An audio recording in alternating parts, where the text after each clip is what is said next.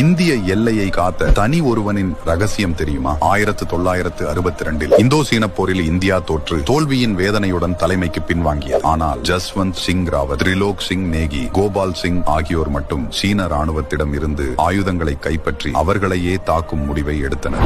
திரிலோக் மற்றும் கோபால் சிங் மரணம் அடைய ஜஸ்வந்த் சிங் மட்டும் ஒரே ஆளாக இந்திய எல்லையை காக்கத் தொடங்கினார். இரவு நேரத்தில் சீனர்களும் போரை நிறுத்துகிறார்கள். ஆனால் ஜஸ்வந்த் மனம் முழுவதும் சீனர்களை விரட்டுவதிலேயே இருக்கிறது. கச்சிதமான வியூகம் அமைத்து பதுங்கு குழிகளில் துப்பாக்கிகளை பதுக்கினார். அதிகாலை 5 மணிக்கு துப்பாக்கி சப்தம் எழுந்தது. 72 மணி நேரம் உணவு தூக்கமின்றி இந்திய எல்லையை காத்து சீன ராணுவத்தை கொன்றார். வெறுப்பின் உச்சத்தில் இருந்த சீனர்கள் ஜஸ்வந்தை நெருங்க ஆரம்பித்தனர். நிலைமையை புரிந்து கொண்ட ஜஸ்வந்த் வீர மரணத்தை தானே தேடிக்கொண்டார். ஜஸ்வந்தின் வீரத்தை அறிந்த சீன ராணுவ அதிகாரி அவர் காவல் காத்த நூர்நாங்கில் அவரது வெண்கல சிலையை நிறுவினார். இன்று அந்த இடம் ஜஸ்வந்த் கர் என அழைக்கப்படுகிறது.